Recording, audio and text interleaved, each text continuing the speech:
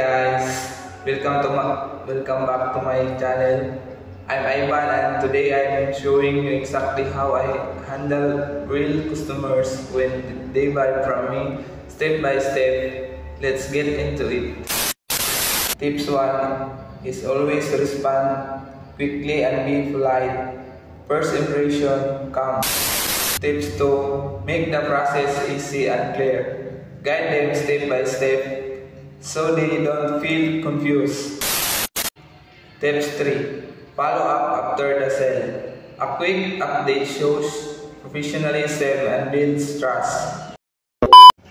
And that's how I handle my customer, with care, clear communication, and appreciation. Remember, good customer service turns first-time buyers into loyal customers. Thank you.